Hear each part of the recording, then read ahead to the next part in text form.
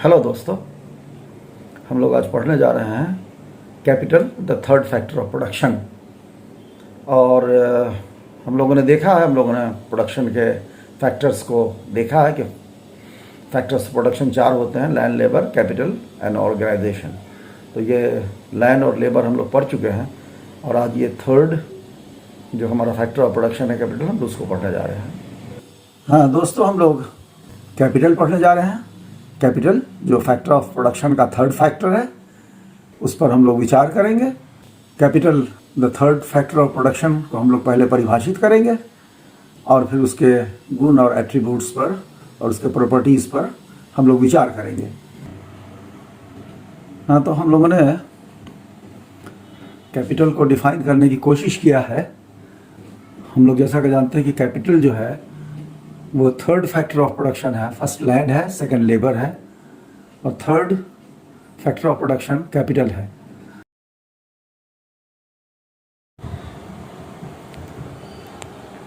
हाँ, तो दोस्तों हम लोग अब कैपिटल के बारे में पढ़ रहे हैं और अब ये स्लाइड सामने चल रहा है और मैं उसी के अनुसार आप लोगों को बताता चलूँ, कैपिटल को परिभाषित करता चलूँ और कैपिटल से के जो प्रॉपर्टीज़ हैं, जो एट्रीब्यूट्स हैं, जो गुण हैं, उसको भी बयान करता चलूँ।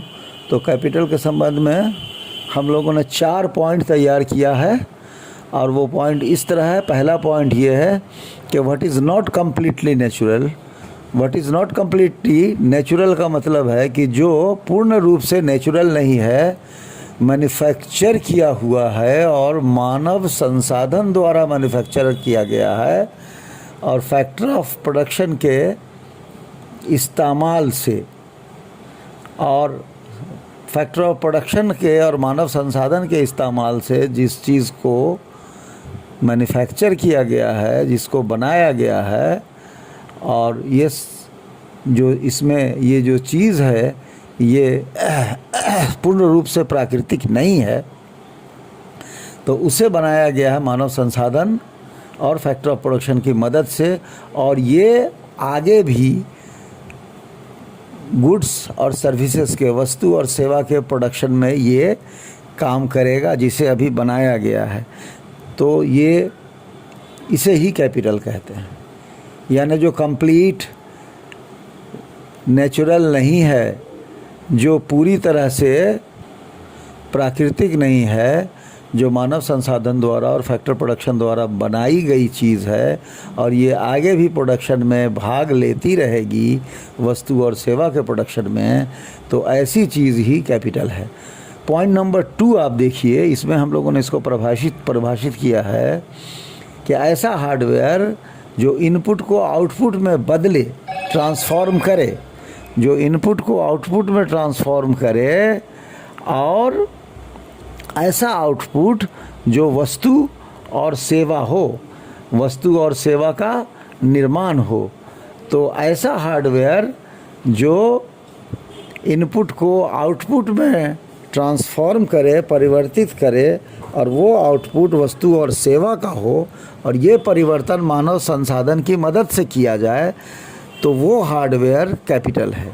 मैं फिर से कहूँ, the hardware that transforms input into output, वो हार्डवेयर जो इनपुट को आउटपुट में परिवर्तित करे और वो आउटपुट जो गुड्स एंड सर्विसेज हो, वस्तु और सेवा हो, और ये परिवर्तन मानव संसाधन की मदद से किया जाए, तो वैसा हार्डवेयर कैपिटल है। तीसरा इसका आप देख रहे हैं कि तीसरा जो पॉइंट है कैपिटल के बारे में, इसका गुण है, इसकी प्रॉपर्टीज़ है, it is durable in nature. यानी ये नेचर से, ये प्राकृतिक रूप से बहुत मजबूत होता है और बहुत दिन चलने वाला होता है। इसीलिए किसी भी कैपिटल का, किसी भी मशीनरी की लाइफ 10 साल कम से कम होती है या उससे ज़्यादा होती है। चौथा पॉइंट आप देख लें कि it is bought with money, it's hiring और manufacturing cost is met with money, but capital is not money. Capital खरीदा जाता है और अगर ख़रीदा नहीं जाता है, अगर कोई ख़रीद नहीं पाता है तो इसे भाड़े पे लेता है।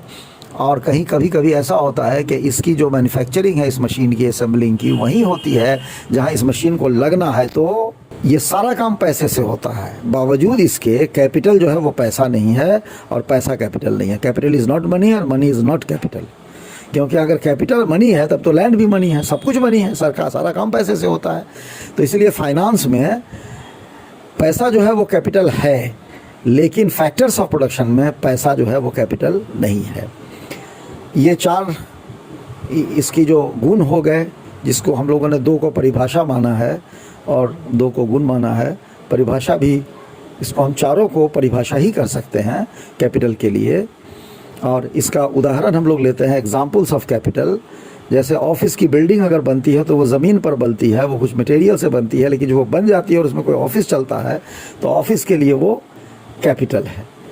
इसी तरह जो फैक्ट्री है, इंडस्ट्रियल प्लांट एंड मशीनरी है, वो कैपिटल है। इंडस्ट्रियल फैब्रिकेशन इंफ्रास्ट्रक्चर, किसी भी फैक्ट्री में जो काम जो कुछ भी वहाँ तैयार किया जाता है, लोहे की चीज़ को फैब्रिकेट किया जाता हो या ईंट के चीज़ को किया जाता हो या पत्थर और गाले से किया जाता हो, तो वो पूरा स्ट्रक्चर और पूरा फैब्रिकेशन और वो पूरा मशीनरी जो है वो कैपिटल है। इसी तरह अगर कोई औजार है, टूल्स है, टूल्स चाहे किसी फैक्ट्री में काम करने वाला हो, सामान बनाने के लिए या सर्विस देने के लिए या किसी चीज़ को मरम्मत करने के लिए, मरम्मत भी एक सर्विस है, एक लेबर है, तो वो टूल्स भी कैपिटल है। और अंत में मैं एक बात ये भी बताता चलूँ कि अगर नेचुरल रिसोर्सेज पर ह्यूमन रिसोर्सेज कार्यान्वित नहीं होता है, if the natural resources are not subjected to human resources, then it cannot be considered to be capital goods. हालांकि though both are the factors of production, but the natural resources is land and capital is not land. Capital is capital. मैं इसे हिंदी में फिर बता दूं कि अगर natural resources पर, प्राकृतिक जो रिसोर्सेज हैं, जो संपदा है प्राकृतिक, अगर उस पर मानव संसाधन का कार्यान्वयन नहीं होता है तो वो नेचुरल रिसोर्स, वो प्राकृतिक संपदा कैपिटल नहीं कहलाएगी, वो लैंड कहलाएगी। हालांकि लैंड और कैपिटल दोनों ही फैक्टर्स ऑफ प्रोडक्शन में आते हैं। और एक बात मैं और अंततः ऐड कर दूं, जैसे कोई एक कार है, अगर ये कार जो है एक कंज्यूमर ड्यूरेबल्स माना जाएगा इसको इकोनॉमिक्स में। अगर कोई उपभोक्ता इस कार को खरीदे अपने पर्सनल यूज़ के लिए, तब तो ये कंज्यूमर ड्यूरेबल्स है। लेकिन कोई टैक्सी चालक या कोई टैक्सी चलाने वाली कंपनी इस कार को खरीदे कि वो इसे टैक्सी में भाड़े के तौर पर सेवा देगा और सेवा के लिए वो पैसा प्राप्त करेगा, उसका इनकम होगा, तो उस टैक्सी को सेवा देने वाले के लिए ये टैक्सी कैपिटल गुड्स है। लेकिन अगर सीधे उसको उपभोक्ता खरीदता है तो उसके लिए ये कंज्यूमर ड्यूरेबल्स है, ये कैपिटल गुड्स नहीं है।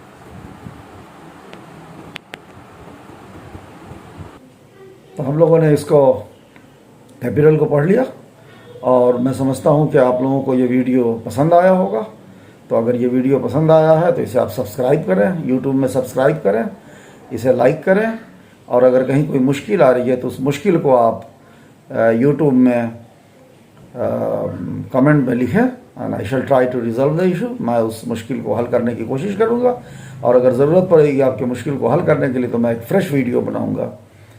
और इसे अपने दोस्तों को शेयर करें, सोशल मीडिया पर शेयर करें। तो thank you for watching, thank you very much, बहुत बहुत शुक्रिया, धन्यवाद, जय हिंद।